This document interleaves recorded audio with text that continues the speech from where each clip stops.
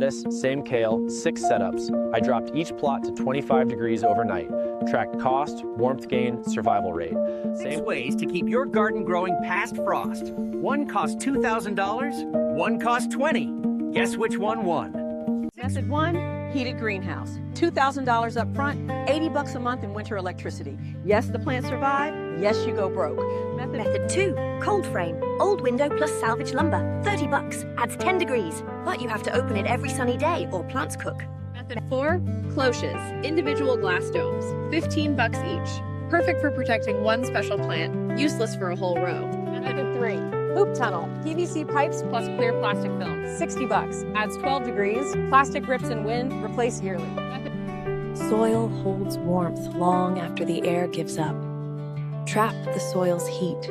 Slow its escape. Frost is negotiable. You don't need a greenhouse. You don't need glass. You just need to trap 8 degrees of microclimate. Cheap.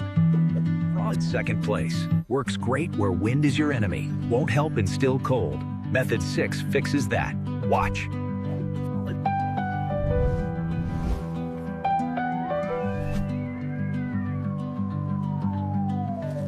Row cover, raised bed, and hoops are all from Bootstrap Farmer. Same brand from every gear test. Code GROWLAB10, 10% off. Method 6, row cover fabric. $20, floats over plants on simple hoops, adds 8 degrees, lets light through, lets rain through, reusable for 5 years.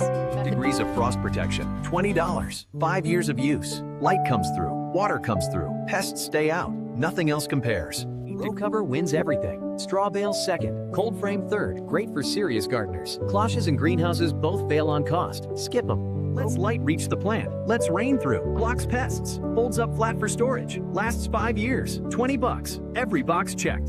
And that's all there is to it. Just follow this list right here, nice and easy.